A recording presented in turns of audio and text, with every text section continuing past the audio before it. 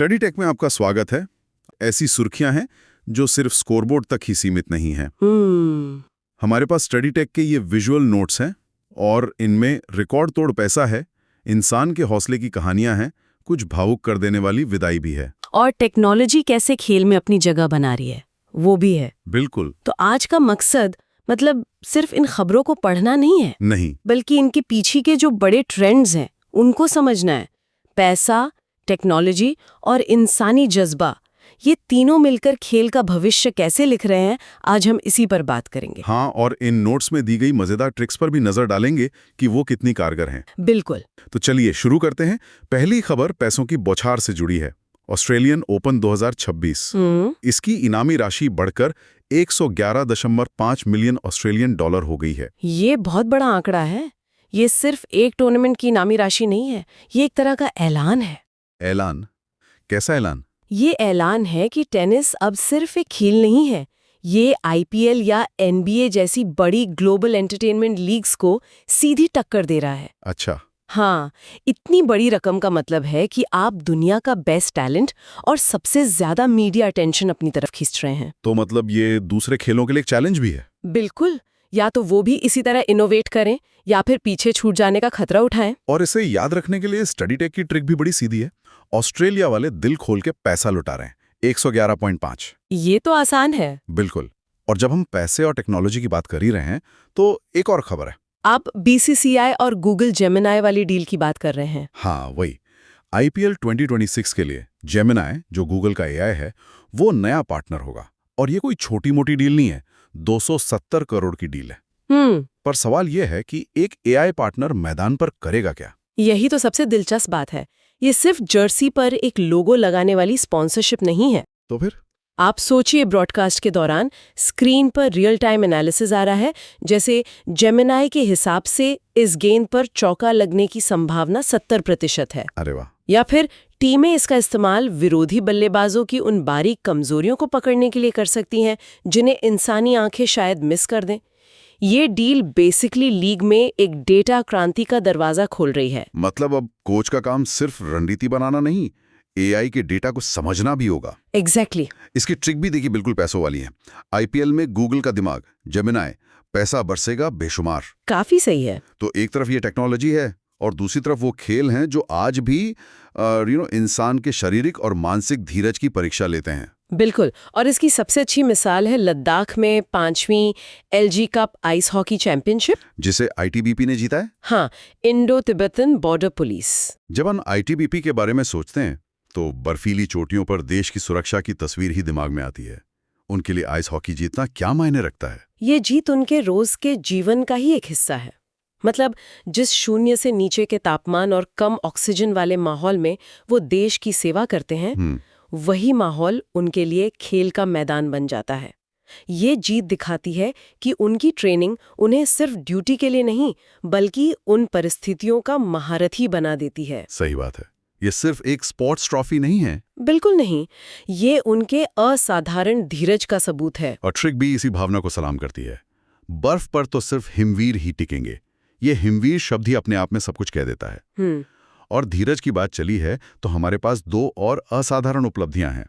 पहली है काम्या कार्तिकेयन। अच्छा। सिर्फ 18 साल की उम्र में साउथ पोल तक स्की करने वाली सबसे कम उम्र की भारतीय बनी है। ये सुनना जितना आसान लगता है, करना उतना ही मुश्किल है। दक्षिणी ध्रुव का अभियान मतलब दुनिया के सबसे खतरनाक मिशन में से एक है। तापमान कितना रहता है वहाँ? हम बात कर रहे हैं -50 डिग्री सेल्सियस तक के तापमान की, 100 किलोमीटर प्रति घंटे की रफ्तार से चलने वाली बर्फीली हवाओं की। बाप रे। इतनी कम उम्र में इस चुनौती को पार करना शारीरिक ताकत से ज्यादा मानसिक दृढ़ता की कहानी है। और परीक्षा के लिहाज से भी बहुत अहम है। नोट्स में इसे हाईलाइट भी किया गया है। Youngest skiers to South Pole. Trick भी बड़ी सीधी है। कम उम्र में किया काम बड़ा, साउथ पोल पर झंडा गाड़ा। ये ट्रिक इस उपलब्धि के सार को अच्छे से पकड़ती है। और इसी कड़ी में दूसरा नाम है अतीरा रॉय का, जिन्होंने अर्जेंटीना में माउंट एकोनकागुआ पर फतेह हासिल की है। एशिया के बाहर सबसे ऊंची चोटी। जी। एकोनकागुआ को पवन का प्रहरी भी कहते हैं। इसकी सबसे बड़ी चुनौती ऊंचाई नहीं, बल्कि वहां चलने वाली विएंटो ब्लैंको यानी सफेद हवा है। अच्छा। हाँ, वो अचानक से तूफान का रूप ले लेती है। कई अनुभवी पर्वतारोही भी इसी वजह से शिखर तक नहीं पहुंच पाते। तो अतीरा की ये सफलता उनकी बेहतरीन तैयारी को दिखाती है। बिल्कुल। और मौसम को पढ़ने की काबिलियत को भी। और इसकी ट्रिक है, अर्जेंटीना में से अतीरा ने चढ़ाई की, आसान और प्रभावी। तो एक तरफ खेल का व्यवसायीकरण है, दूसरी तरफ ये इंसानी जज्बे की जीत। खेल की दुनिया सही में कितनी विविध है। बिल्कुल।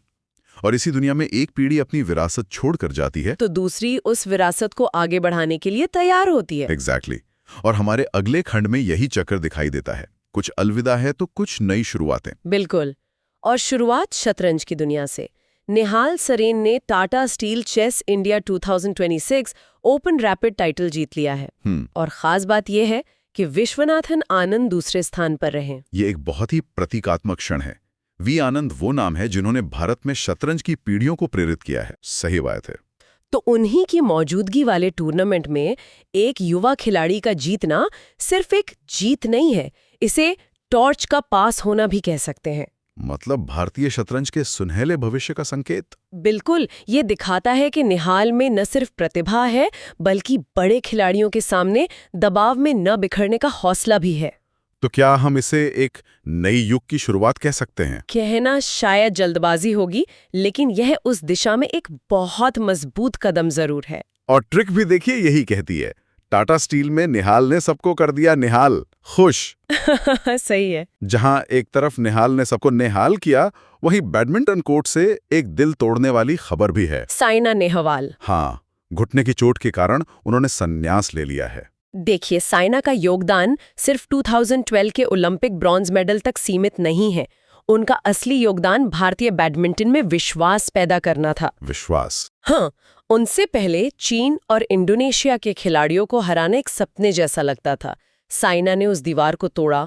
उन्होंने एक पूरी पीढ़ी को सिखाया कि हम भी दुनिया के बेस्ट खिलाड़ी बन सकते हैं। उनका जाना सही में एक युग का अंत है। बिल्कुल। और ट्रिक भी इसी भावना को दिखाती है। बैडमिंटन की रानी, अब खत्म हुई कहानी। इसी तरह एथलेटिक्स में 1500 मीटर के Asian Games gold medallist Jinson Johnson ने भी 34 की उम्र में संन्यास ले लिया है। मिडिल डिस्टेंस रनिंग शरीर से बहुत कुछ मांगती है। जिनसन ने कई सालों तक भारत को गौरवान्वित किया। उनका संन्यास भी एक सफल करियर का अंत है। तो मतलब ये जो इतने सारे नाम हैं, साइना, जिनसन, निहाल और आगे अनाहत सिंह का भी जिक्र है, इन सभी को याद रखना भी एक चैलेंज है। और यहीं पर इन विजुअल नोट्स के नीचे लिखी एक सलाह काम आती है। कौन सी? स्टडी टेक की अंतराल पुनरावृत्ति यानी स्पेस्ड रेपिटेशन की तकनीक।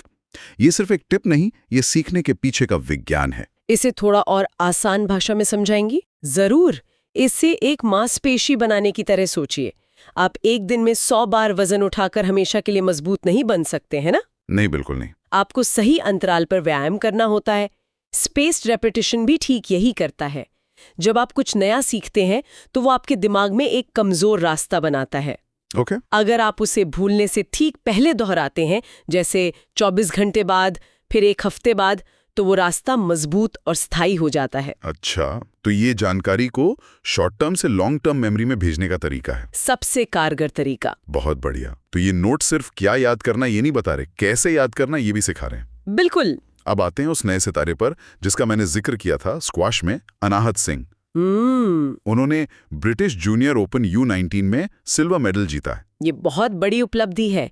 ब्रिटिश जूनियर ओपन को स्क्वाश का जूनियर विंबलडन माना जाता है। अच्छा। हाँ, यहाँ पदक जीतना इस बात का प्रमाण है कि अनाहत दुनिया की सर्वश्रेष्ठ खिलाड़ियों में से एक है।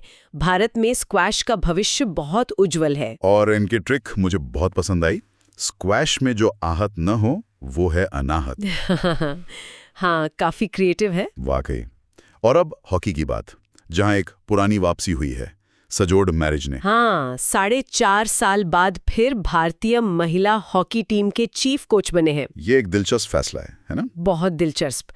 उनके पिछले कार्यकाल में टीम ने ऐतिहासिक प्रदर्शन किया था, लेकिन सवाल ये है कि क्या वही पुरानी रणनीतियां आज भी काम करेंगी? क्यों?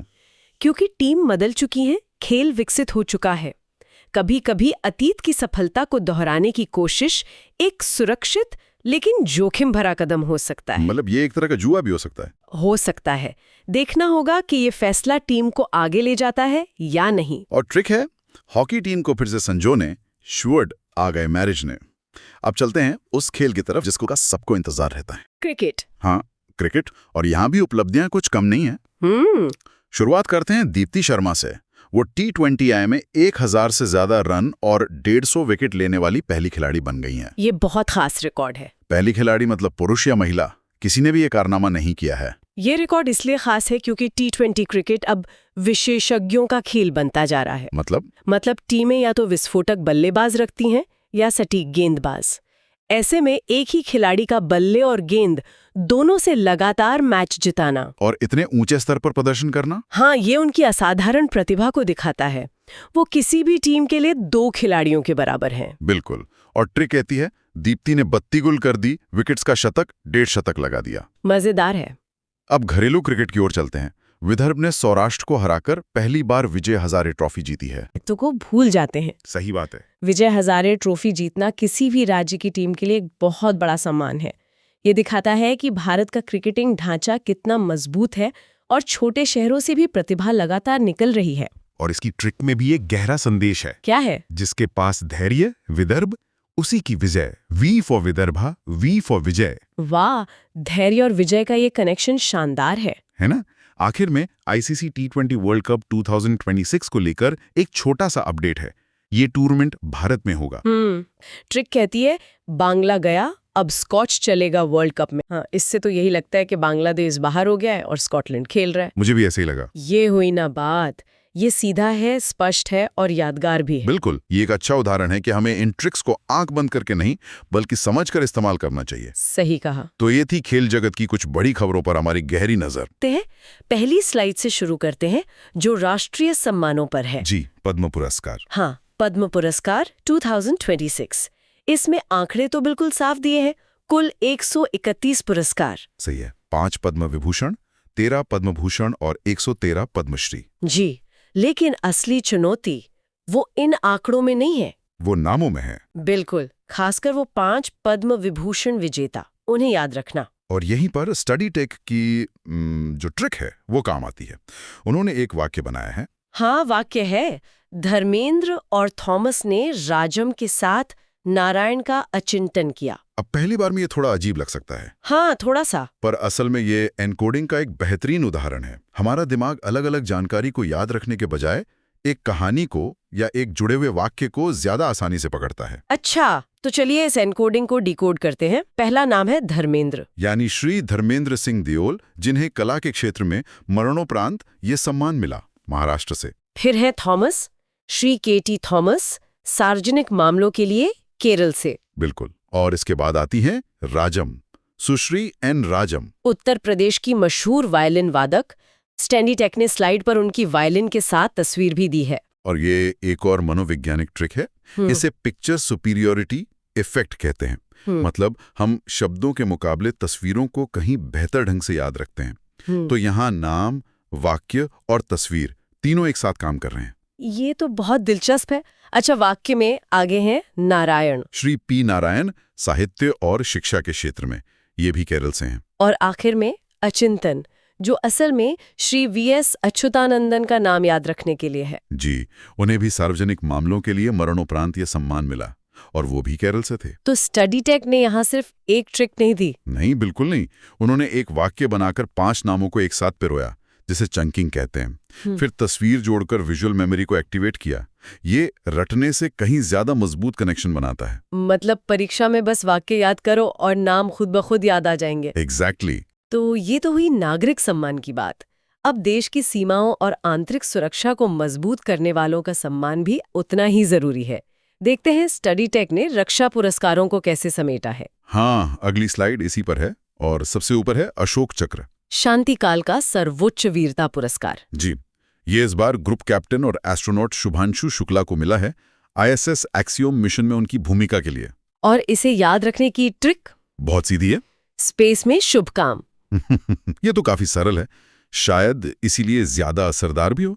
हाँ, क्योंकि ये नाम मतलब शुभांशु और काम मतलब स्पेस मिशन, दोनों को एक पॉजिटिव शब्द शुभ से सीधे सीधे जोड़ता है। सही है। इसके बाद एक और महत्वपूर्ण पुरस्कार है सुभाष चंद्र बोस आपदा प्रबंधन पुरस्कार। हाँ, ये मिला है लेफ्टिनेंट कर्नल सीता अशोक शेल्के को। वायनाड भूस्खलन में उनके बचाव कार्य के लिए। जी। और यहाँ की जो ट्रिक है वो है सीता माँ ने बचाई जान। ये मुझे पद्म पुरस्कार वाली ट्रिक से ज्यादा भावनात्मक लगी। और उसका एक कारण है? क्या इसका भी याद रखने पर कोई खास असर पड़ता है? बिल्कुल पड़ता है। ये एक बहुत शक्तिशाली इमोशनल हुक है। जब हम किसी जानकारी को किसी मजबूत भावना जैसे बहादुरी या करुणा से जोड़ देते हैं तो हमारा दिमाग उसे प्राथमिकता देता है। अच्छा। सीता माँ एक सांस्कृतिक प्रतीक है और जान बचाना एक बहुत ही भावनात्मक क्रिया। तो ये सिर्फ एक ट्रिक नहीं है, ये एक छोटी सी कहानी है जो दिमाग में चिपक जाती है। सही कहा। इसी स्लाइड में 2 मिसाइलों का भी जिक्र है। एक है प्रलय, भारत की अपनी बैलिस्टिक मिसाइल। हाँ, जिसका ओडिशा तट से सफल परीक्षण हुआ। और दूसरी है पिनाका, जिसका गाइडेड रॉकेट का पहला बैच आर्मेनिया भेजा गया। अब ये 2 अलग-अलग खबरें हैं। लेकिन स्टडी टेक ने इन्हें एक ही धागे में पिरो दिया है। ट्रिक है दुश्मन पर प्रलय, आर्मेनिया को पिन, मदद। वाह। यहां उन्होंने भारत की बढ़ती सैन्य शक्ति यानी प्रलय और उसके रक्षा निर्यातक के रूप में उभरने यानी पिनाका से मदद, दोनों पहलुओं को एक साथ जोड़ दिया है। ये दिखाता है कि करंट अफेयर्स को अलग-अलग नहीं बल्कि एक बड़ी तस्वीर के हिस्से के रूप में देखना चाहिए। बिल्कुल सही बात है। चलिए रक्षा और सम्मान की दुनिया से निकलकर अब विज्ञान और अंतरिक्ष की दुनिया में चलते हैं। स्टडी टेक ने इस स्लाइड को हार और जीत की थीम दी है, जो अपने आप में काफी आकर्षक है। हाँ, क्योंकि ये हमें याद दिलाता है कि विज्ञान का रास्ता कभी सीधा नहीं होता। और इसकी शुरुआत ISRO के एक मिशन से होती है जो सफल नहीं हो पाया। PSLV 62। जी। बताया गया है कि रॉकेट के तीसरे स्टेज में गड़बड़ी की वजह से 16 सैटेलाइट अपनी कक्षा तक नहीं पहुंच सके। और इसे याद रखने की ट्रिक थोड़ी मजाकिया है। हाँ, थोड़ी व्यंग्यात्मक भी है। C62 से हो गई चूक। और ब्रैकेट में लिखा है कि 62 को बर्बाद जैसा समझे। ये थोड़ा डार्क ह्यूमर है। और ये काम करता है। हमारा दिमाग अप्रत्याशित या मजेदार चीजों को ज्यादा नोटिस करता है और चूक शब्द मिशन की असफलता को सीधे सीधे इंगित करता है। तो एक तरफ एक मिशन अधूरा रह गया और वहीं दूसरी तरफ एक शानदार करियर पूरा हुआ। सही। इसी स्लाइड में खबर है कि नासा की एस्ट्रोनॉट सुनीता विलियम्स ने 27 साल के करियर के बाद रिटायरमेंट ले लिया है। 3 अंतरिक्ष मिशन, एक शानदार करियर। और एक तीसरी खबर ईरान से भी है। हाँ, जिसने रूस के सोयूज रॉकेट का इस्तेमाल करके अपने 3 सैटेलाइट्स सफलतापूर्वक लॉन्च किए हैं। तो स्टडी टेक ने यहाँ बहुत खूबसूरती से एक ही कैनवस पर 3 तस्वीरें दिखाई हैं। एक भारतीय असफलता, एक अमेरिकी दिग्गज का रिटायरमेंट और एक ईरानी सफलता। ये हमें स्पेस सेक्टर का एक वैश्विक और संतुलित नजरिया देता है। ये सच में एक बड़ा परिप्रेक्ष्य है। चलिए अब उस सेक्शन पर आते हैं जो परीक्षाओं में अक्सर बहुत पूछा जाता है, नियुक्तियां और ब्रांड एम्बेसडर। हाँ, ये हमेशा जरूरी होता है। और स्टडी टेक ने यहाँ भी कुछ दिलचस्प ट्रिक्स निकाली हैं। सबसे पहली खबर है अमिताभ बच्चन की। जी, वो रिलायंस के पे ब्रांड कैंपा के ब्रांड एम्बेसडर बन गए हैं। और ट्रिक है बिग बी का बिग कोला। ये तो बहुत चतुराई से बनाई गई है। बिल्कुल। मुझे भी ये काफी आकर्षक लगी। ये कैंपा कोला के पुराने दौर की यादों मतलब नॉस्टैल्जिया को अमिताभ बच्चन की बिग बी वाली मजबूत छवि से जोड़ती है। ये तुरंत क्लिक करता है। सही। अगली खबर खेल जगत से है, MS धोनी। हाँ, वो पुणे ग्रैंड टूर 2026 जो एक साइकिलिंग इवेंट है, उसके गुडविल एम्बेसडर बने हैं। और स्टडी टेक की ये ट्रिक माही ऑन साइकिल, ये मुझे बहुत मजेदार लगी।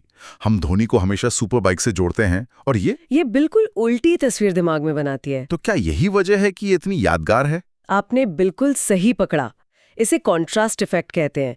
जब कोई चीज हमारी उम्मीदों के विपरीत होती है तो वो हमारे दिमाग पर ज्यादा गहरा असर छोड़ती है। बाइक वाले माही अब साइकिल पर। ये बदलाव ही इसे यादगार बनाता है। अच्छा, इसी स्लाइड में कुछ और भी महत्वपूर्ण नाम हैं। मेजर श्रीमती शांता कुमार जी, जिन्हें शांति स्थापना के लिए UN सेक्रेटरी जनरल अवार्ड 2025 मिला है। और प्रसिद्ध भारतनाट्यम नृत्यांगना उर्मिला सत्यनारायण, उन्हें नृत्य कलानिधि पुरस्कार से सम्मानित किया गया है। और एक और नाम है भारतीय मूल की गणितज्ञ नलिनी जोशी का। हाँ, उन्हें ऑस्ट्रेलिया में न्यू साउथ वेल्स की साइंटिस्ट ऑफ द ईयर चुना गया है। तो यहाँ मनोरंजन, खेल, सेना और विज्ञान, चारों क्षेत्रों की महिला अचीवर्स को स्टडी टेक ने एक साथ रखकर एक बहुत मजबूत संदेश भी दिया है। ये एक बहुत अच्छा अवलोकन है। अब हम आखिरी स्लाइड पर आते हैं। ये मुझे व्यक्तिगत रूप से सबसे रचनात्मक लगी। जनवरी के महत्वपूर्ण दिन। हाँ, और स्टडी टेक ने इसे एक लिस्ट की तरह नहीं बल्कि एक कहानी की तरह बुना है। इसे नैरेटिव चेनिंग तकनीक कहते हैं। जब हम तथ्यों को एक कहानी में पिरो देते हैं तो उन्हें याद रखना बहुत आसान हो जाता है। तो चलिए ये कहानी सुनते हैं। शुरुआत होती है 1 जनवरी से। DRDO ने देश की रक्षा की कसम खाई और साथ में ग्लोबल फैमिली डे मनाया। कहानी आगे बढ़ती है। 4 जनवरी को ब्रेल दिवस पर उन लोगों को याद किया गया जो देख नहीं सकते। फिर 6 जनवरी को गुरु गोबिंद सिंह जयंती मनाई गई और युद्ध में अनाथ हुए बच्चों को भी याद किया गया। इसके बाद 9 जनवरी को प्रवासी भारतीय दिवस पर बाहर से बहुत सारे भारतीय अपने देश वापस आए। हाँ, यहाँ कहानी में एक नया अध्याय जुड़ता है। बिल्कुल, जब वो लोग आए तो 10 जनवरी को उन्होंने विश्व हिंदी दिवस मनाया। और इस बार की थीम भी भविष्य की ओर देखती है, पारंपरिक ज्ञान से AI तक। हाँ, ये दिखाता है कि भाषा कैसे जड़ों और भविष्य को एक साथ जोड़ती है। ये सब सुनकर 12 जनवरी को देश का युवा जाग गया, यानी राष्ट्रीय युवा दिवस। और कहानी का अंत बड़ा मजेदार है।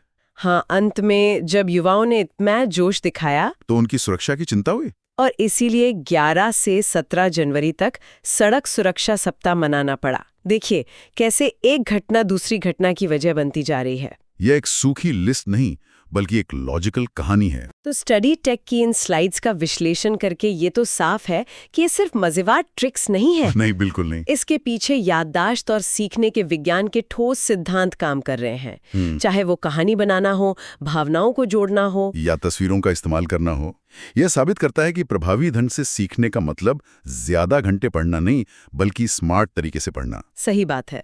स्टडी टेक का यह दृष्टिकोण जानकारी को बोझ नहीं बनने देता बल्कि उसे एक पहेली या कहानी जैसा बना देता है जिसे सुलझाने में मजा आता है। इन जटिल विषयों को सरल बनाना और स्टडी टेक की उन मजेदार ट्रिक्स के पीछे के कॉन्सेप्ट को समझना जो जानकारी को दिमाग में चिपका देती हैं। तो चलिए एक एक करके इन पे बात करते हैं। शुरुआत करते हैं दुनिया के मंच से। पहला इन्फोग्राफिक अमेरिका पर है। स्टडी टेक ने इसमें पूर्व राष्ट्रपति ट्रंप का एक कार्टून बनाया है जिसके बगल में बड़ा सा एग्जिट का साइन लगा है। इसमें बताया गया है कि उनके कार्यकाल में अमेरिका ने 66 अंतर्राष्ट्रीय संगठनों से खुद को अलग कर लिया। 66 ये संख्या अपने आप में कहानी कहती है। हाँ, ये कोई छोटा मोटा नीतिगत बदलाव नहीं है, ये एक पूरी विचारधारा है जिसे अमेरिका फर्स्ट कहा गया। सही। और इसमें 31 तो संयुक्त राष्ट्र से जुड़े संगठन थे और 35 गैर संयुक्त राष्ट्र संगठन, जैसे कि ISA मतलब अंतर्राष्ट्रीय सौर गठबंधन जिसकी अगुवाई भारत करता है, और IPCC जो जलवायु परिवर्तन पर काम करने वाली सबसे बड़ी संस्था है। हाँ, और सबसे ज्यादा चर्चा में रहा WHO यानी विश्व स्वास्थ्य संगठन से नाम वापस लेना, जिसका कारण उस वक्त कोविड-19 महामारी के कह सकते हैं कुप्रबंधन को बताया गया था। सही। अब देखिए इतनी सारी जानकारी को याद रखना मुश्किल है, लेकिन स्टडी टेक ने इसे एक मजेदार लाइन में समेटा है। इन्फोग्राफिक में एक जलते हुए बल्ब के साथ ये ट्रिक लिखी है। ट्रंप ने बजाया एग्जिट का डंका 66 बार, 66 को टाटा बाय बाय, WHO को नो। ये ट्रिक उस पूरी घटना को एक लाइन में कैद कर देती है। यहाँ जो बात गौर करने वाली है वो ये है कि ये सिर्फ एक देश के कुछ संगठनों से बाहर निकलने की खबर नहीं है, ये एक तरफा विदेश नीति का एक बहुत बड़ा पैटर्न दिखाता है। अच्छा। जब अमेरिका जैसी महाशक्ति खुद को वैश्विक समझौतों और मंचों से अलग करती है तो इसका असर सब पर पड़ता है।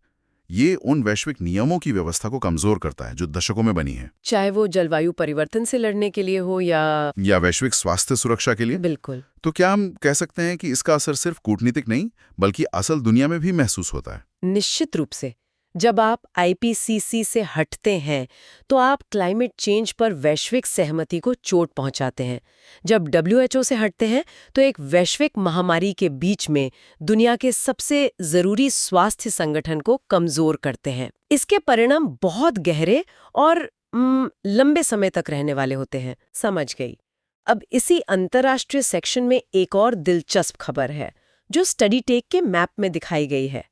इजराइल पहला देश बना जिसने सोमालीलैंड को एक स्वतंत्र देश के तौर पर मान्यता दी। ये एक बहुत बड़ा और सच कहूं तो अप्रत्याशित कदम था।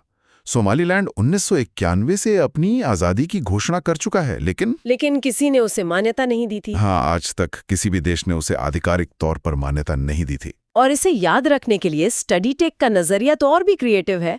इन्फोग्राफिक में सोमालीलैंड को एक तकिए पर सोते हुए दिखाया गया है और बगल में एक अलार्म घड़ी बज रही है। ट्रिक है, सोमालीलैंड सो रहा था, इजराइल ने जगाया। वाह! ये सिर्फ फैक्ट ही नहीं बताती, बल्कि पूरी भू राजनीतिक स्थिति पर एक मजेदार टिप्पणी भी करती है। ये ट्रिक इसलिए भी खास है क्योंकि ये सच के बहुत करीब है। ये कदम सिर्फ सोमालीलैंड को मान्यता देने के बारे में नहीं है, ये असल में लाल सागर के पास वो जो बाबल मंदेब जल डमरू मध्य है, जो दुनिया के सबसे अहम शिपिंग रूट्स में से एक है। बिल्कुल, वहां पर इजराइल का एक रणनीतिक दाव है। सोमालीलैंड की भौगोलिक स्थिति बहुत महत्वपूर्ण है। इस एक कदम से इथियोपिया सोमालिया के तनाव में भी एक नया एंगल जुड़ गया है। ये सिर्फ एक खबर नहीं, बल्कि हॉर्न ऑफ अफ्रीका की भू राजनीति का एक नया अध्याय है। मतलब ये एक तीर से कई निशाने साधने जैसा है। और अब आते हैं भारत और जर्मनी के संबंधों पर। गांधीनगर में दोनों देशों के बीच 8 महत्वपूर्ण घोषणाएं हुई और 19 MOUs पर भी दस्तखत हुए। वैसे ये MOUs क्या होते हैं? MOU यानी मेमोरेंडम ऑफ अंडरस्टैंडिंग। इसे आप एक तरह का इरादा पत्र कह सकते हैं। ये दो पक्षों के बीच भविष्य में साथ मिलकर काम करने की सहमति का एक खाका होता है। अच्छा, मतलब ये कानूनी समझौते जितना सख्त नहीं होता? नहीं, उतना सख्त नहीं होता, लेकिन सहयोग की दिशा तय करता है। ठीक है। और स्टडी टेक ने इसे याद रखने के लिए जो ट्रिक दी है वो है जर्मनी के साथ 8 का ठाठ। ये 8 घोषणाओं को G8 समूह की याद दिलाकर इसे आसानी से याद रखने में मदद करती है ना? हाँ, और ठाठ शब्द इसे और मजेदार बना देता है। और ये साझेदारी सिर्फ ठाठ तक सीमित नहीं है। ये भारत की मेक इन इंडिया और जर्मनी की विश्व प्रसिद्ध इंजीनियरिंग और तकनीकी विशेषज्ञता का एक बेहतरीन संगम है।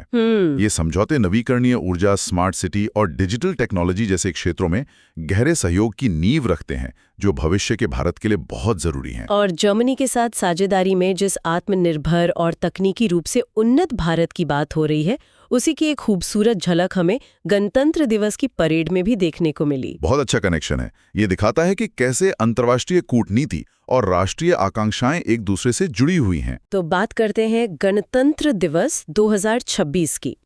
स्टडी टेक के अनुसार मुख्य अतिथि कोई एक व्यक्ति नहीं, बल्कि यूरोपीय संघ के 2 सबसे बड़े नाम थे, उर्सुला वॉन डर लेयन और एंटोनियो कोस्टा।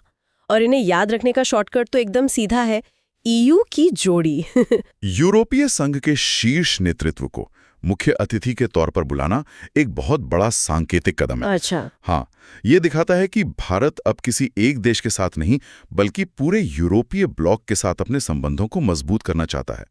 आज जब दुनिया अमेरिका, चीन और रूस जैसी शक्तियों के बीच बंटी हुई है, तब यूरोपीय संघ के साथ ये नजदीकी भारत की स्वतंत्र विदेश नीति और रणनीतिक स्वायत्तता को मजबूत करती है। अब बात करते हैं परेड की शान यानी झांकियों की।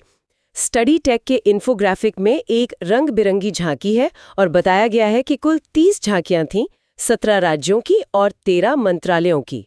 इस साल थीम भी 2 थीं, जो अपने आप में दिलचस्प है। पहली स्वतंत्रता का मंत्र वंदे मातरम और दूसरी समृद्धि का मंत्र आत्मनिर्भर भारत। ये दोनों थीम्स देश के दोहरे दृष्टिकोण को बहुत खूबसूरती से दिखाती हैं।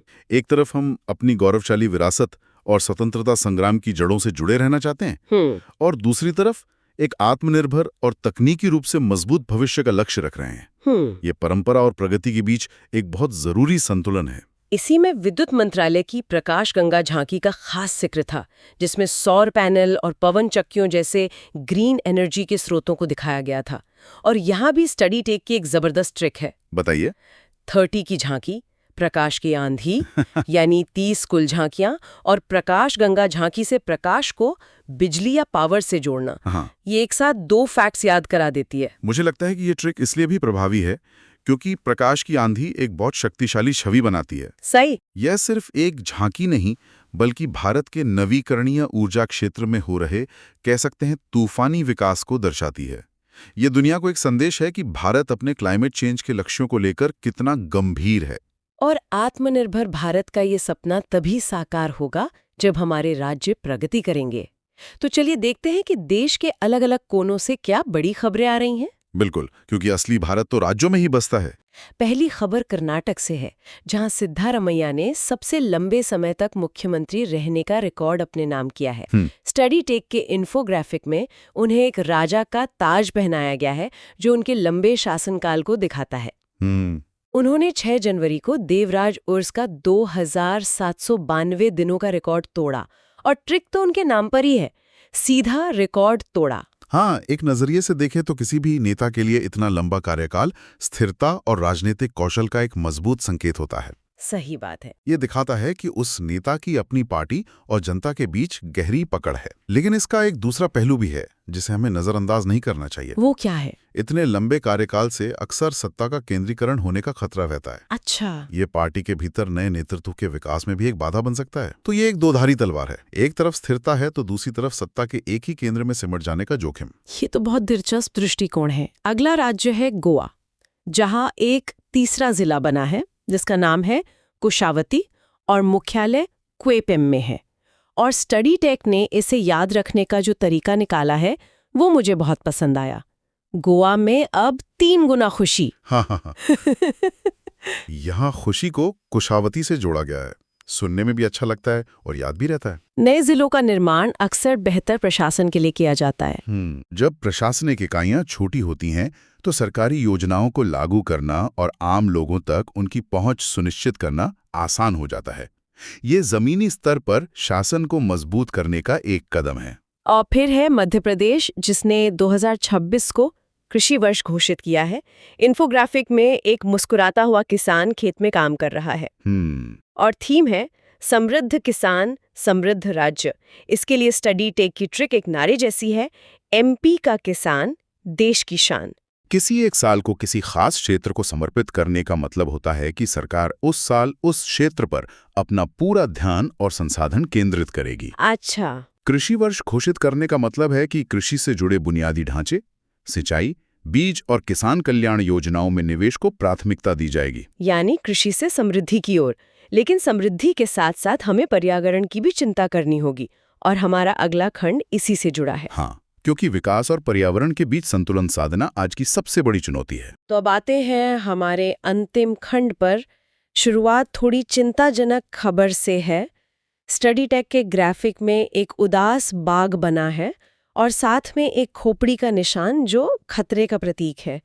खबर है कि 2025 में भारत में बाघों की 166 मौतें हुईं। ये आंकड़ा बहुत परेशान करने वाला है। हाँ, खासकर तब जब भारत प्रोजेक्ट टाइगर के जरिए बाघों के संरक्षण में दुनिया का नेतृत्व कर रहा है। और सबसे ज्यादा मौतें मध्य प्रदेश में 56 और फिर महाराष्ट्र में 38 हुई। यहाँ पर जो स्टडी टेक की ट्रिक है वो बहुत चुभने वाली है, एक कड़वी सच्चाई की तरह। टाइगर स्टेट में ही टाइगर को खतरा। ये अपने आप में एक विडंबना है कि जिस राज्य को टाइगर स्टेट का दर्जा मिला है वहीं सबसे ज्यादा बाघ मारे जा रहे हैं। ये एक बहुत महत्वपूर्ण सवाल उठाता है। ये आंकड़े हमें सिर्फ संख्या नहीं बताते बल्कि ये हमारे संरक्षण के प्रयासों की सीमाओं की ओर इशारा करते हैं। मतलब? ये बताता है कि समस्या सिर्फ अवैध शिकार तक सीमित नहीं है। असली वजह है बाघों के रहने की जगह का सिकुड़ना, जिसे हम हैबिटेट लॉस कहते हैं, और बढ़ता हुआ मानव वन्यजीव संघर्ष। तो क्या आप कह रहे हैं कि टाइगर स्टेट का टैग सिर्फ एक तमगा बनकर रह गया है? जमीन पर नीतियां लागू करने में असल चुनौती कहाँ आ रही है? क्या ये फंड की कमी है या इच्छा शक्ति की? मेरे ख्याल से ये दोनों का मिला जुला रूप है। फंड जरूरी है, लेकिन उससे भी ज्यादा जरूरी है एक समग्र दृष्टिकोण। हमें विकास की परियोजनाओं को इस तरह से डिजाइन करना होगा कि वन्य जीवों के कॉरिडोर सुरक्षित रहें, स्थानीय समुदायों को संरक्षण के प्रयासों में भागीदार बनाना होगा, ताकि वो जानवरों को खतरे के रूप में न देखें। बिल्कुल, बल्कि अपनी धरोहर के रूप में देखें। यह एक नीतिगत और सामाजिक दोनों स्तरों पर लड़ने वाली लड़ाई है। बिल्कुल सही। चलिए अब कुछ अच्छी खबरों की तरफ बढ़ते हैं। जीआई टैग्स के बारे में। पहला है राजस्थान का नागौरी अश्वगंधा। इन्फोग्राफिक में इसकी मोटी और लंबी जड़ों को दिखाया गया है, जो वहां की सूखी जलवायु और रेतीली मिट्टी की वजह से ऐसी होती हैं। इसे याद रखने की ट्रिक भी सीधी है, नागौर का पावर, क्योंकि अश्वगंधा को ताकत से जोड़ा जाता है। जीआई टैग किसी उत्पाद के लिए बहुत महत्वपूर्ण होता है। ये सिर्फ उस उत्पाद की गुणवत्ता को प्रमाणित नहीं करता, बल्कि ये उस क्षेत्र के किसानों और उत्पादकों को एक वैश्विक पहचान और बेहतर बाजार मूल्य दिलाने में मदद करता है। अच्छा। ये उस जगह की मिट्टी, पानी और लोगों के सदियों पुराने ज्ञान का सम्मान है। अगला जीआई टैग है आंध्र प्रदेश का पोंडुरु खादी। ये श्रीकाकुलम की हाथ से बुनी एक दुर्लभ खादी है और स्टडी टेक की ट्रिक है आंध्र की खादी पोंडुरु, जहां पी से पोंडुरु और पी से प्रदेश को जोड़ा गया है। पोंडुरु खादी जैसी पारंपरिक कलाओं को जीआई टैग मिलना बहुत जरूरी है। ये न केवल बुनकरों की कला को बचाता है, बल्कि इसे मशीनों से बने नकली उत्पादों से भी बचाता है, जिससे उन कारीगरों की आजीविका सुरक्षित रहती है। बिल्कुल, जिन्होंने इस कला को पीढ़ियों से जिंदा रखा है। इन सभी ट्रिक्स में मुझे टाइगर स्टेट में ही टाइगर को खतरा वाली सबसे ज्यादा असरदार लगी। ये सिर्फ याद नहीं कराती, बल्कि एक तीखा सवाल भी उठाती है। सही बात है। सबसे अच्छी ट्रिक वही होती है जो जानकारी के साथ साथ एक भावना या एक विचार भी जोड़ दे, जो आपको सोचने पर मजबूर करे। और अंत में केरल के कोच्चि में 7वें ग्लोबल सीवीड एक्सपो का आयोजन हुआ है। इसे याद रखने की ट्रिक तो बहुत ही सरल और विजुअल है। समुद्र की घास कोच्चि के पास। सीवीड या समुद्री शैवाल को अक्सर भविष्य का सुपरफूड कहा जाते हैं। अच्छा। हाँ, ये पोषण से भरपूर है और इसकी खेती पर्यावरण के लिए भी बहुत अच्छी है। इस तरह के एक्सपो भारत की ब्लू इकोनॉमी यानी समुद्री संसाधनों पर आधारित अर्थव्यवस्था को बढ़ावा देने में एक महत्वपूर्ण भूमिका निभाते हैं। स्टडी टेक की बनाई हुई कुछ स्लाइड्स पड़ी हैं। इनमें पुरस्कार हैं, सरकारी योजनाएं हैं, रैंकिंग्स, मतलब करंट अफेयर्स का एक पूरा पिटारा है। तो आज का हमारा काम है इन स्लाइड्स को जरा खंगालना और ये देखना कि जानकारी को दिमाग में चिपकाने के लिए स्टडी टेक ने जो ये मजेदार ट्रिक्स बनाई हैं वो वाकई में कितनी कारगर हैं। चलिए इस पर एक गहरी नजर डालते हैं। बिल्कुल, और ये सिर्फ जानकारी का विश्लेषण नहीं है, बल्कि ये जानकारी को याद रखने की जो कला है उसका भी विश्लेषण है। ये देखना दिलचस्प होगा कि कैसे तस्वीरों और मेमोरी हैक्स का इस्तेमाल करके मुश्किल तथ्यों को आसान बनाया गया है। ठीक है, तो पहला सेक्शन है प्रमुख पुरस्कारों का।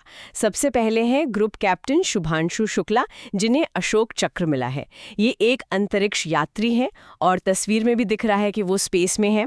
अब इसे याद रखने के लिए स्टडी टेक ने क्या जुगाड़ लगाया है। अरे वाह, देखिए, स्पेस में जाकर भारत का नाम शुभ किया। इन्होंने तो नाम से ही ट्रिक बना दी। हाँ, और ये एक बहुत महत्वपूर्ण सम्मान है। दिलचस्प बात यह है कि अशोक चक्र भारत का सर्वोच्च शांतिकालीन सैन्य सम्मान है।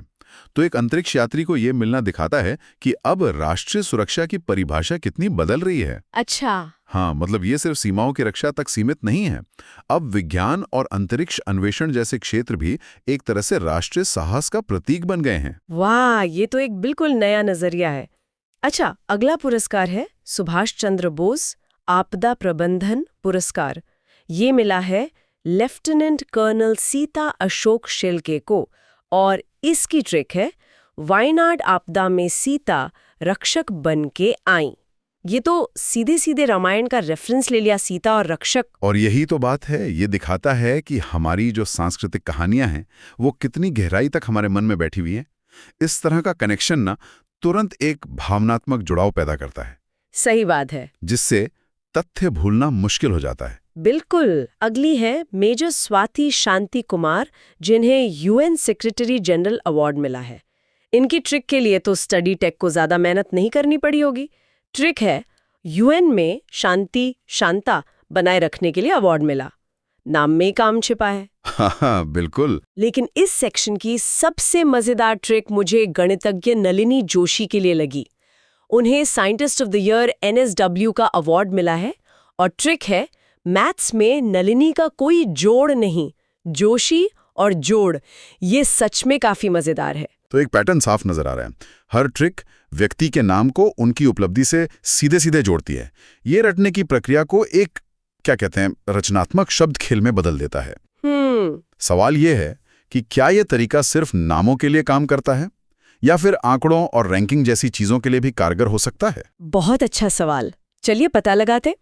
तो ये तो बात हुई व्यक्तिगत उपलब्धियों की, लेकिन एक देश के तौर पर हम दुनिया के मंच पर कहाँ खड़े हैं। अगला सेक्शन है रैंकिंग्स और रिपोर्ट्स का। पहली रिपोर्ट है महिलाओं के लिए सबसे अच्छे शहरों पर अवतार स्टडी 2025 की और टॉप पर है बेंगलुरु। अच्छा। इसके बाद चेन्नई, पुणे, हैदराबाद और मुंबई का नंबर है। अब इसकी ट्रिक है tech city equals safe city. ये थोड़ा मतलब ज्यादा ही सरलीकरण नहीं लगता? क्या वाकई एक टेक सिटी होने का मतलब ही सुरक्षित शहर होना है? आपने बिल्कुल सही मुद्दा उठाया। देखिए, ये ट्रिक याद रखने के लिए तो अच्छी है, पर इसे सच नहीं मान लेना चाहिए।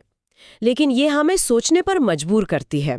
कैसे? रिपोर्ट शायद ये इशारा कर रही है कि जहां बेहतर आर्थिक अवसर हैं, अच्छी नौकरियां हैं और आधुनिक इंफ्रास्ट्रक्चर होता है, वहां महिलाओं के लिए एक बेहतर और सुरक्षित माहौल बनने की संभावना बढ़ जाती है। ये एक सहसंबंध है, कारण नहीं। सही बात है, सोचने का एक नया आयाम मिला। अच्छा, अगली रिपोर्ट AI इन्वेस्टमेंट पर WEF की है। 11 देशों में भारत 8वें स्थान पर है। इसकी ट्रिक क्या हो सकती है? AI = 8। अच्छा, A से AI, A से 8, ये तो बहुत ही सीधी सादी ट्रिक है। क्या ये सच में काम करेगी? शायद इसकी सादगी ही इसकी खूबी है। परीक्षा के तनाव में अक्सर सबसे सरल और कह सकते हैं बचकाने कनेक्शंस याद रह जाते हैं। स्टडी टेक ने एक और विजुअल हिंट भी दिया है। AI का भविष्य अनंत है, मतलब इन्फिनिटी, और 8 का चिन्ह लेटे हुए 8 जैसा ही तो दिखता है।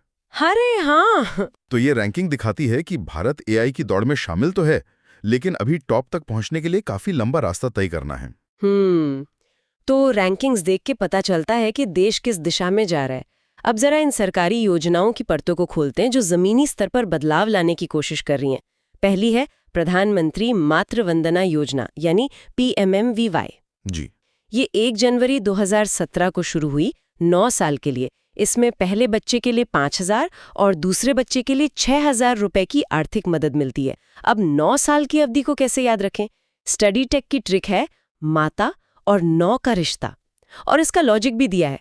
माँ 9 महीने बच्चे को गर्भ में रखती है और योजना 9 साल की है। ये कनेक्शन तो वाकई शानदार है। अवधि को एक गहरे जैविक और भावनात्मक सच से जोड़ देता है, और ये योजना बहुत महत्वपूर्ण है। हाँ, ये सिर्फ एक वित्तीय सहायता नहीं है, ये महिलाओं के स्वास्थ्य में एक निवेश है, ताकि उन्हें गर्भावस्था के दौरान मजदूरी के नुकसान की चिंता न करनी पड़े और वो अपने पोषण पर ध्यान दे सकें। अगली योजना है पंजाब की मुख्यमंत्री सेहत योजना। 15 जनवरी 2026 को लॉन्च हुई। इसमें 10 लाख रुपए तक का मुफ्त इलाज है।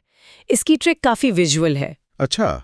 पंजाब का पंजा = 10 लाख। 2 पंजों में 10 उंगलियां होती हैं और वहां से 10 लाख का कनेक्शन बनाया है। मेरे दिमाग में तो तस्वीर बन गई। और यही एक अच्छी मेमोरी ट्रिक की निशानी है। ये जानकारी को एक सूखी संख्या से निकालकर एक यादगार तस्वीर में बदल देती है। स्वास्थ्य बीमा योजनाएं किसी भी राज्य के सामाजिक सुरक्षा ढांचे की रीढ़ होती हैं। बिल्कुल। और फिर है सुकन्या समृद्धि योजना, SSY।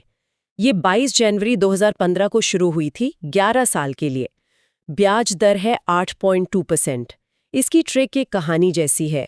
बेटी 11 नंबर बस पकड़कर कॉलेज गई। यहाँ 11 साल की अवधि को कहानी में पिरो दिया गया है। और 8.2% की ब्याज दर आज के समय में काफी आकर्षक है। ये योजना सिर्फ एक बचत का विकल्प नहीं है, ये बालिकाओं की शिक्षा और उनकी वित्तीय स्वतंत्रता में एक निवेश है। ये माता पिता को अपनी बेटी के भविष्य के लिए बचत करने के लिए प्रोत्साहित करती है। एक तरह से ये महिला सशक्तिकरण की दिशा में एक ठोस कदम है। ये सारी योजनाएं, खासकर सुकन्या समृद्धि जैसी, हमें सीधे अर्थव्यवस्था से जोड़ती हैं। तो चलिए देखते हैं कि छोटी बचत योजनाओं के मामले में क्या चल रहा है। स्लाइड्स के अनुसार जनवरी-मार्च 2026 की तिमाही में ब्याज दरों में लगातार 8वीं तिमाही कोई बदलाव नहीं हुआ है। अच्छा, स्थिरता है। हाँ, सबसे ज्यादा ब्याज सुकन्या समृद्धि और वरिष्ठ नागरिक योजनाओं पर ही है, दोनों पर 8.2%, PPF पर 7.1% और NSC पर 7.7% है। और यहाँ स्टडी टेक की ट्रिक बड़ी इमोशनल है। क्या है? बूढ़े यानी सीनियर और बच्ची यानी सुकन्या को सबसे ज्यादा प्यार 8.2%। यहाँ प्यार का मतलब है सबसे ज्यादा ब्याज दर। वाह! ये सिर्फ एक प्यारी ट्रिक नहीं है, ये आर्थिक नीति के पीछे की जो सामाजिक सोच है उसको भी दर्शाती है। ब्याज दरों में स्थिरता अर्थव्यवस्था में संतुलन का संकेत देती है, और ये ट्रिक बताती है कि सरकार की प्राथमिकता में कौन से वर्ग हैं। सही कहा। बच्ची का भविष्य और वरिष्ठ नागरिकों की सुरक्षा, इन दोनों को सबसे ज्यादा रिटर्न मिल रहा है। ये सिर्फ आंकड़े नहीं हैं, ये नीतिगत प्राथमिकताएं हैं। बिल्कुल सही कहा आपने। अब एक ऐसी खबर पर आते हैं जो आंकड़ों से परे है, लेकिन जिसका संदेश बहुत गहरा है। ये एक पुस्तक विमोचन के बारे में है जो राष्ट्रपति द्रौपदी मुर्मू के जीवन पर लिखी गई है। जी। ये विशाखापट्टनम में विमोचित हुई। लेखक हैं यार्लागड्डा लक्ष्मी प्रसाद। लेकिन सबसे खास बात यह है कि इस किताब को विमोचित किया है लक्ष्मी माँ ने, जो एक महिला सफाई कर्मी है। अरे वाह, ये एक अविश्वसनीय रूप से शक्तिशाली सांकेतिक इशारा है। अब सोचिए, देश की प्रथम नागरिक पर लिखी किताब का विमोचन एक सफाईकर्मी के हाथों हो रहा है। हाँ, ये सामाजिक समानता, श्रम के सम्मान और लोकतंत्र की सच्ची भावना का एक बहुत गहरा संदेश देता है। ये सिर्फ एक किताब का विमोचन नहीं, ये एक ऐतिहासिक क्षण है। और स्टडी टेक ने इस खास पल को याद रखने के लिए एक खास ट्रिक भी बनाई है। यार ने लिखी, लक्ष्मी ने खोली। ये लेखक के नाम मतलब यार्लागड्डा और विमोचनकर्ता लक्ष्मी माँ दोनों को एक ही लाइन में याद करा देती है। बहुत खूब। ये ट्रिक उस घटना की आत्मा को पकड़ लेती है। चलिए अब आज के विश्लेषण के अंतिम खंड पर आते हैं, श्रद्धांजलि। इसमें पत्रकारिता से लेकर खेल और राजनीति तक कई बड़े नाम हैं। स्टडी टेक ने सबके लिए कोई ना कोई लिंक बनाया है। जैसे बीबीसी के मशहूर पत्रकार सर विलियम मार्क टली के लिए ट्रिक है, टली साउंड्स लाइक टेली, यानी टीवी न्यूज। ये सीधा और प्रभावी है। फिर खेल प्रबंधक सुरेश कलमाड़ी है और बिलियर्ड्स के पूर्व विश्व चैंपियन मनोज कोठारी के लिए ट्रिक मजेदार है, कोठारी खेले कोठे पर बिलियर्ड्स। हाँ, अच्छा है। लेकिन महाराष्ट्र के उप मुख्यमंत्री अजित पवार के नाम के आगे कोई ट्रिक नहीं है, बस एक नोट लिखा है, नोट एग्जाम मटेरियल। और ये भी अपने आप में एक ट्रिक है। स्टडी टेक यहाँ अपने छात्रों को संकेत दे रहा है कि ये जानकारी इतनी महत्वपूर्ण है कि इसे सीधे याद रखना होगा। अच्छा। हाँ, एक उच्च पद पर आसीन राजनेता का निधन राष्ट्रीय समाचार होता है और इसके राजनीतिक प्रभाव भी होते हैं। इसलिए ये सिर्फ रटने वाली जानकारी नहीं, बल्कि समझने वाला विषय है। समझ गए। सूची में इंडियन आइडल 3 के विजेता प्रशांत तमांग का भी जिक्र है, जिनकी ट्रिक है शांत हो गए प्रशांत, और पूर्व केंद्रीय मंत्री कबिंद्रू पुरकायस्थ का भी नाम है। ये सूची काफी विविध है। बिल्कुल, और ये दिखाती है कि समसामयिक मामलों की तैयारी के लिए एक व्यापक दृष्टिकोण की जरूरत होती है। आपको पत्रकारिता, खेल, राजनीति, कला, हर क्षेत्र की प्रमुख घटनाओं और व्यक्तित्वों पर नजर रखनी पड़ती है। तो हमने स्टडी टेक के इन स्लाइड्स के जरिए पुरस्कारों से लेकर योजनाओं तक कई विषयों को खंगाला, और ये साफ है कि सही तकनीक और रचनात्मक तरीकों से सीखना न सिर्फ आसान बल्कि मजेदार भी हो सकता है। निश्चित रूप से ये विश्लेषण दिखाता है कि जानकारी के इस विशाल महासागर में पैटर्न खोजना, संबंध बनाना और निमोनिक्स जैसी मेमोरी ट्रिक्स का इस्तेमाल करना ज्ञान को लंबे समय तक बनाए रखने के लिए कितना जरूरी है। ये तथ्यों को रटना नहीं है, बल्कि उन्हें स्मार्ट तरीके से अपने दिमाग में व्यवस्थित करना है। ये स्टडी टेक के माइंड मैप्स हैं जो रक्षा समाचारों यानी डिफेंस न्यूज को कवर करते हैं। और इनका अंदाज भी काफी अलग होता है। बिल्कुल, इन मैप्स का मकसद बहुत साफ है, ढेर सारी जटिल जानकारी को तस्वीरों, कीवर्ड्स और कुछ मजेदार ट्रिक्स के जरिए आसान बनाना। सही बात है। तो आज हमारी कोशिश यही होगी कि हम इन मैप्स में दिए गए अलग अलग न्यूज आइटम्स को जोड़कर एक बड़ी तस्वीर देखें। और ये बहुत जरूरी भी है, क्योंकि रक्षा समाचार अक्सर बिखरे हुए से लगते हैं। हाँ, एक खबर किसी जहाज की, दूसरी किसी अभ्यास की। बिल्कुल, लेकिन जब आप इन्हें एक साथ रखते हैं तो आपको देश की राष्ट्रीय सुरक्षा रणनीति की एक झलक मिलती है। ये माइंड मैप्स हमें वो सारे डॉट्स देते हैं और आज हम उन्हें जोड़ने की कोशिश करेंगे। एकदम सही। तो चलिए शुरू करते हैं भारतीय सेना से। यहाँ दो बहुत अलग अलग तरह की खबरें हैं जो एक दिलचस्प पैटर्न दिखाती हैं। अच्छा। पहली खबर है भविष्य की तकनीक के बारे में। सेना ने साल 2026 के लिए अपना थीम घोषित किया है, नेटवर्किंग और डेटा सेंट्रिसिटी का वर्ष।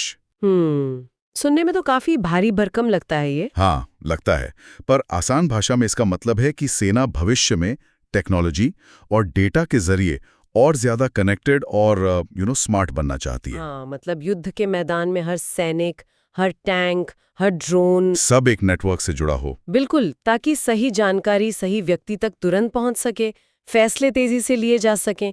ये युद्ध लड़ने के तरीके में एक बहुत बड़ा बदलाव है। और इसी टेक्निकल टॉपिक को याद रखने के लिए स्टडी टेक ने एक बड़ी मजेदार ट्रिक दी है। क्या है? वो कहते हैं, याद रखो 2026 में गोली से ज्यादा डेटा चलेगा।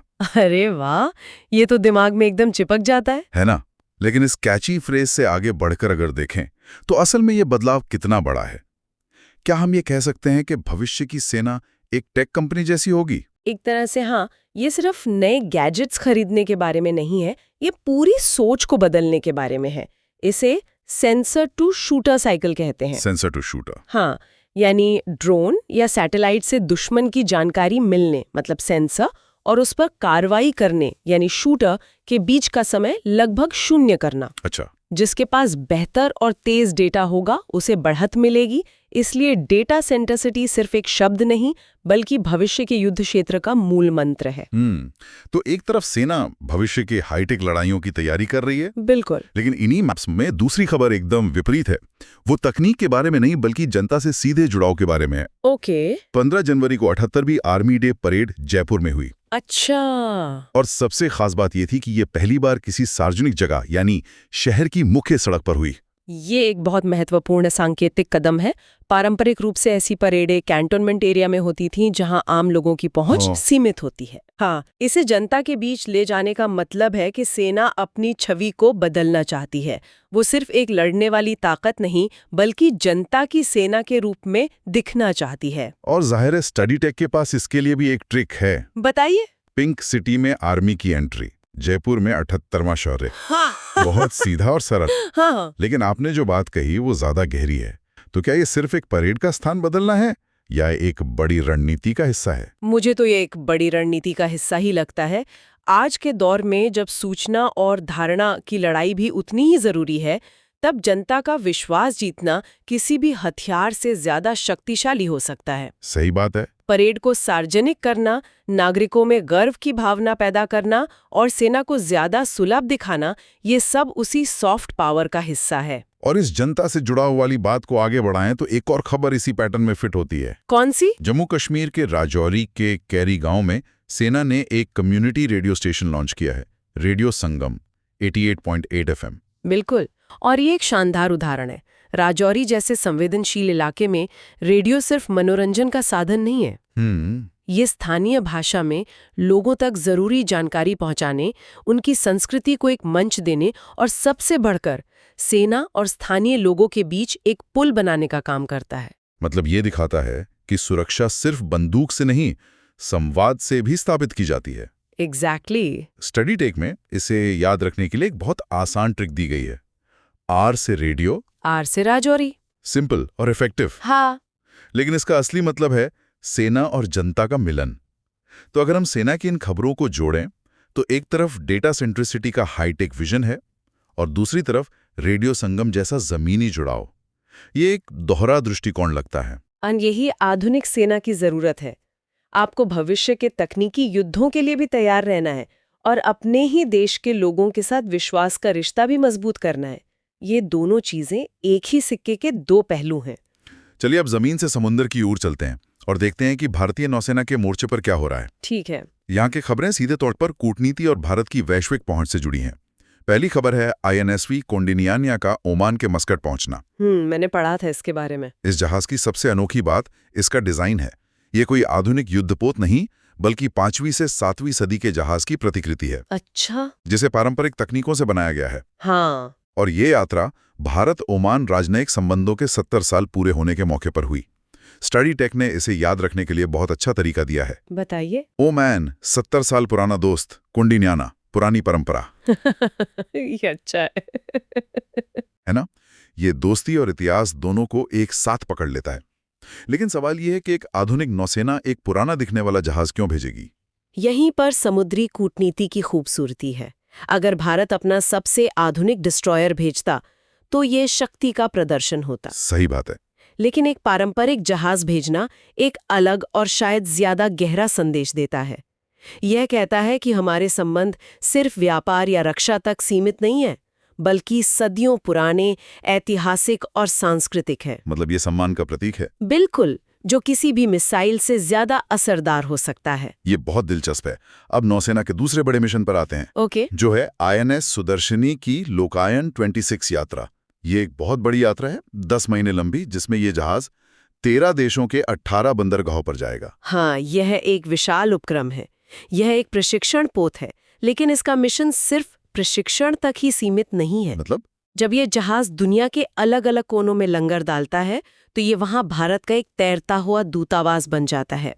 ये दूसरे देशों की नौसेनाओं के साथ संबंध बनाने, स्थानीय लोगों से बातचीत करने और अंतर्राष्ट्रीय समुद्री मार्गों पर भारत की उपस्थिति दर्ज कराने का एक जरिया है। बिल्कुल सही। इसे याद रखने के लिए स्रोत ने जो ट्रिक दी है वो भी इसके विशाल दायरे को दर्शाती है। सुदर्शन चक्र पूरी दुनिया घूमेगा। लोकायन, लोगों के बीच यान। काफी उपयुक्त है। तो क्या हम कह सकते हैं कि ये भारत की सॉफ्ट पावर को दुनिया भर में प्रोजेक्ट करने का एक तरीका है? निश्चित रूप से। यह दिखाता है कि भारत की समुद्री सोच सिर्फ हिंद महासागर तक सीमित नहीं है, बल्कि वैश्विक है। यह सद्भावना और सहयोग का संदेश देता है, जो आज की भू राजनीति में बहुत महत्वपूर्ण है। और नौसेना से जुड़ी तीसरी बड़ी खबर भी कुछ ऐसी ही है। स्टडी टेक की ट्रिक शायद अब तक की सबसे मजेदार है। क्या है? ट्रेनिंग के लिए सिंह गाते हुए गए ट्रेनिंग स्क्वाड्रन सिंगापुर। ये तो कोई भूल ही नहीं सकता, है ना? लेकिन मजाक से हटकर युवा अधिकारियों के लिए इस तरह की लंबी दूरी की ट्रेनिंग और सिंगापुर जैसे बंदरगाह पर रुकने का क्या महत्व है? इसका महत्व बहुत ज्यादा है। पहली बात ये युवा कैडेट्स को किताबी ज्ञान से निकालकर वास्तविक समुद्री चुनौतियों का सामना कराता है। खराब मौसम, व्यस्त शिपिंग लेन और लंबे अवधि तक समुद्र में रहना। और दूसरी बात सिंगापुर सामरिक रूप से बहुत महत्वपूर्ण है। ये मलक्का जल डमरू मध्य के पास है, जो दुनिया के सबसे व्यस्त समुद्री मार्गों में से एक है। वहाँ भारतीय नौसेना की उपस्थिति और सिंगापुर की नौसेना के साथ अभ्यास करना क्षेत्रीय सुरक्षा और स्थिरता में भारत की भूमिका को रेखांकित करता है। ये भविष्य के नौसेना लीडर्स को तैयार करने की एक अहम प्रक्रिया है। तो अगर हम नौसेना की इन तीनों खबरों को एक साथ देखें, ओमान में ऐतिहासिक जुड़ाव, दुनिया भर में सद्भावना यात्रा और सिंगापुर में सामरिक ट्रेनिंग, तो ये साफ है कि नौसेना भारत की विदेश नीति का एक बहुत महत्वपूर्ण अंग बन गई है। यह सिर्फ सैन्य शक्ति नहीं, बल्कि एक जिम्मेदार वैश्विक शक्ति के रूप में भारत की भूमिका को स्थापित करने के बारे में है। ठीक है, अब सॉफ्ट पावर और कूटनीति से हटकर हार्ड पावर यानी रक्षा सौदों और सैन्य क्षमताओं की बात करते हैं। ओके। रक्षा मंत्रालय ने 4,666 करोड़ रुपए की एक बड़ी डील को मंजूरी दी है। अच्छा, 4,666 करोड़। हाँ, इस डील में दो मुख्य चीजें खरीदी जा रही हैं, CQB कार्बाइन यानी क्लोज क्वार्टर्स बैटल कार्बाइन और heavy weight torpedo. Study tech ने इसे याद रखने के लिए दो ट्रिक्स दी हैं। पहली, रकम के लिए 4666 का आंकड़ा नहीं, अब दुश्मनों से क्लोज फाइट होगी। ये तो अच्छा है। और दूसरी, हथियारों के लिए जमीन पर कार्बाइन, पानी में टॉर्पिडो। ये ट्रिक्स सीधे मुद्दे पर आती हैं, लेकिन ये दोनों हथियार हमारी सेनाओं की किन जरूरतों को पूरा करते हैं? ये तो बहुत अलग-अलग लेकिन महत्वपूर्ण जरूरतों को पूरा करते हैं। CQB कार्बाइन छोटे, हल्के और ऑटोमेटिक हथियार होते हैं, जो नजदीकी लड़ाई के लिए बने हैं। जैसे आतंकवाद विरोधी अभियानों के लिए? बिल्कुल, आतंकवादी विरोधी अभियानों और शहरी लड़ाई के लिए बेहद कारगर है। दूसरी तरफ हैवी वेट टॉर्पीडो पनडुब्बियों से दागे जाने वाले सबसे शक्तिशाली हथियार है। ये दुश्मन के बड़े युद्धपोतों या पनडुब्बियों को नष्ट कर सकते हैं। मतलब एक तरफ जमीन पर हमारे स्पेशल फोर्सेस की ताकत बढ़ रही है और दूसरी तरफ समुद्र के नीचे हमारी पनडुब्बियों की मारक क्षमता में भारी इजाफा हो रहा है। बिल्कुल, ये आधुनिकीकरण हर मोर्चे पर एक साथ हो रहा है। और समुद्र की बात करें तो एक और नया जहाज शामिल हुआ है, इस बार तटरक्षक बल में। अच्छा? इसका नाम है ICGS समुद्र प्रताप, जिसे गोवा में कमीशन किया गया। लेकिन ये कोई लड़ाकू जहाज नहीं है। ये एक प्रदूषण नियंत्रण पोत है। और इस तरह के पोतों का महत्व लगातार बढ़ रहा है। भारत की तटरेखा 7,500 किलोमीटर से ज्यादा लंबी है और हमारा समुद्री व्यापार बहुत बड़ा है। सही बात। ऐसे में समुद्र में तेल रिसाव या किसी रासायनिक रिसाव जैसी आपदा एक बहुत बड़ा पर्यावरणीय और आर्थिक संकट पैदा कर सकती है। समुद्र प्रताप जैसे जहाज ऐसी घटनाओं से निपटने के लिए विशेष रूप से सुसज्जित होते हैं। ये हमारी समुद्री संपत्ति की रक्षा करने की क्षमता को मजबूत करता है। हाँ। स्टडी टेक ने भी इसके नाम और काम को बड़ी खूबसूरती से जोड़ा है। ट्रिक है समुद्र का प्रताप = सफाई, और ब्रैकेट में लिखा है नाम में समुद्र, काम सफाई, गोवा में बना, सफाई जरूरी। ये छोटी छोटी बातें जानकारी को मजेदार बना देती हैं। बिल्कुल। अब एक खबर पर आते हैं जो अंतर्राष्ट्रीय है और चीन से जुड़ी है। यह है जस्टिस मिशन 2025, जो ताइवान के पास एक सैन्य अभ्यास है। यहाँ इस तरह के सैन्य अभ्यासों का एक भू राजनीतिक संदर्भ होता है। ये अक्सर किसी क्षेत्र में अपनी सैन्य क्षमताओं का प्रदर्शन करने और एक कूटनीतिक संदेश देने के लिए किए जाते हैं। तो स्रोत के अनुसार ये शक्ति संतुलन को प्रभावित करने की एक कोशिश है। हाँ, इसे उसी रूप में देखा जा रहा है। स्टडी टेक ने इसके लिए एक सीधी ट्रिक दी है, जो कहती है चीन का जस्टिस सिर्फ ताइवान को डराने का बहाना है। यह स्रोत के दृष्टिकोण को दर्शाता है। चलिए अब अंतर्राष्ट्रीय क्षेत्र से वापस भारत की आंतरिक सुरक्षा पर आते हैं। ठीक है। आज की आखिरी खबर है सांझा शक्ति अभ्यास के बारे में। ये पुणे के खरकी में मिलिट्री और सिविल पुलिस के बीच हुआ एक संयुक्त अभ्यास था। इस तरह के अभ्यास बेहद जरूरी हैं। अक्सर आतंकवाद जैसी घटनाओं या बड़ी आपदाओं के समय सेना और पुलिस को मिलकर काम करना पड़ता है। लेकिन दोनों की कार्यशैली तो बहुत अलग होती होगी। बहुत अलग। कम्युनिकेशन सिस्टम, कमांड स्ट्रक्चर, सब कुछ। सांझा शक्ति जैसे अभ्यास इन्हीं अंतरों को पाटते हैं और एक दूसरे के साथ तालमेल बिठाने का मौका देते हैं, ताकि जब असली में जरूरत पड़े तो वे एक कोहेसिव फोर्स की तरह काम कर सकें। एग्जैक्टली। इसके लिए स्टडी टेक की ट्रिक भी इसके नाम की तरह ही सरल है। सांझा मतलब साथ साथ, आर्मी प्लस पुलिस। कहाँ? खड़की, पुणे। इससे सारी जरूरी जानकारी एक ही लाइन में मिल जाती है। तो इन सभी खबरों को एक साथ देखने पर क्या पता चलता है? स्टडी टेक के इन माइंड मैप्स ने हमें अलग अलग डॉट्स दिए और जब हमने उन्हें जोड़ा तो एक दिलचस्प तस्वीर उभरी है। हाँ, बिल्कुल। अगर हम सार निकालें तो हमने 3 मुख्य धाराएं देखी। पहली, भारतीय सेना भविष्य की तकनीक और जमीनी स्तर पर जनता से जुड़ाव दोनों पर एक साथ काम कर रही है। राइट। दूसरी, भारतीय नौसेना कूटनीति और सद्भावना मिशनों के जरिए दुनिया में भारत की पहुंच और प्रभाव को बढ़ा रही है। और तीसरी, हार्ड पावर के स्तर पर, चाहे वो नए हथियार हों या आंतरिक सुरक्षा एजेंसियों के बीच तालमेल, क्षमताओं को लगातार मजबूत किया जा रहा है। तो शुरुआत करते हैं देश की सुरक्षा से जुड़े लोगों से। सबसे जरूरी, सबसे पहले IKBP मतलब इंडो तिब्बतन बॉर्डर पुलिस। इसके नए डीजी हैं शत्रुजीत सिंह कपूर। शत्रुजीत सिंह कपूर। हाँ, और स्टडी टेक का ट्रिक बड़ा सीधा है। वो कहते हैं तिब्बत के पहाड़ों पर शत्रु को जीतने वाला चाहिए। ओहो, तो शत्रुजीत। ये तो बहुत सटीक है। पर ये सिर्फ एक नाम का प्रतीक नहीं है। ITBP चीन की सीमा पर तैनात है, जो एक बहुत ही चुनौतीपूर्ण इलाका है। हाँ बिल्कुल। तो नेतृत्व में ऐसा नाम होना जो शत्रु पर जीत का प्रतीक हो, वो एक मनोवैज्ञानिक बढ़त भी देता है। अच्छा, ये एक गहरा पहलू है। अगला नाम है BSF का, बॉर्डर सिक्योरिटी फोर्स। जी। इसके डीजी हैं प्रवीण कुमार, और इनके लिए स्टडी टेक का ट्रिक है बॉर्डर संभालने में जो प्रवीण हो, मतलब एक्सपर्ट हो। ये भी बिल्कुल सही बैठता है। BSF देश की सबसे लंबी सीमाओं की रक्षा करती है, तो विशेषज्ञता यानी प्रवीणता तो बहुत जरूरी है। ये सही बात है। और अब एक बहुत ही खास बात। क्या? CRPF की तरफ से गणतंत्र दिवस परेड में सिमरन बाला राजौरी ने पहली बार एक ऑल मेल टुकड़ी का नेतृत्व किया। अरे वाह, ये तो बहुत बड़ी खबर है। हाँ, और इसका स्टडी टेक ट्रिक तो बड़ा फिल्मी है। अच्छा। DDLJ वाली सिमरन ने ट्रेन पकड़ी थी, इस सिमरन ने गन और कमान पकड़ी है। ये तो मजेदार है। लेकिन यहाँ जो बात आकर्षक है वो ये कि ये सिर्फ एक नियुक्ति नहीं है। ये सशस्त्र बलों में लैंगिक समानता की दिशा में एक बहुत बड़ा कदम है। ये दिखाता है कि नेतृत्व क्षमता वो किसी लिंग पर निर्भर नहीं करती। बिल्कुल सही कहा। तो अब सीमाओं से निकलकर राजनीति और कॉर्पोरेट जगत की गलियों में चलते हैं। चलिए। बीजेपी के सबसे युवा राष्ट्रीय अध्यक्ष बने हैं नितिन नवीन। नितिन नवीन। और स्टडी टेक का ट्रिक बहुत ही आसान है, नाम में ही नवीन है। मतलब न्यू, यंग। और कॉर्पोरेट जगत में भी कुछ ऐसा ही हो रहा है। हुंडई मोटर इंडिया के पहले भारतीय MD और CEO बने हैं तरुण गर्ग। हाँ, ये भी बड़ी खबर है। इनके लिए भी ट्रिक कुछ ऐसा ही है। तरुण का मतलब युवा और गर्ग हुई तो गाड़ी तेज भागती है। तो ये दोनों नियुक्तियां एक पैटर्न की ओर इशारा कर रही हैं। बिल्कुल। नेतृत्व में युवा चेहरों को आगे लाना, चाहे वो राजनीति हो या उद्योग। मतलब ये एक नई ऊर्जा और नई सोच का संकेत है। हाँ बिल्कुल। कुछ और बड़ी नियुक्तियां भी हैं, जैसे M वेंकैया नायडू अब अटल स्मृति न्यास के अध्यक्ष हैं। अच्छा, पूर्व उपराष्ट्रपति। हाँ, ट्रिक है, पूर्व उपराष्ट्रपति अब अटल जी की यादों को संभालेंगे। काफी सीधा है।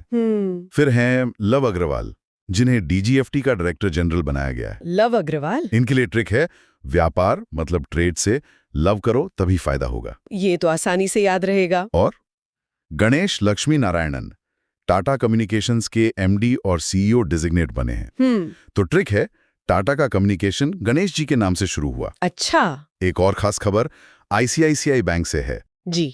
वहां MD और CEO के पद पर संदीप बख्शी को फिर से नियुक्त किया गया है, रीअपॉइंटमेंट है। मतलब वो पहले से ही थी। हाँ, और ट्रिक कहता है आईसीआईसीआई ने इन्हें जाने नहीं दिया, बख्शा नहीं। तो ये स्थिरता का संकेत है। बिल्कुल।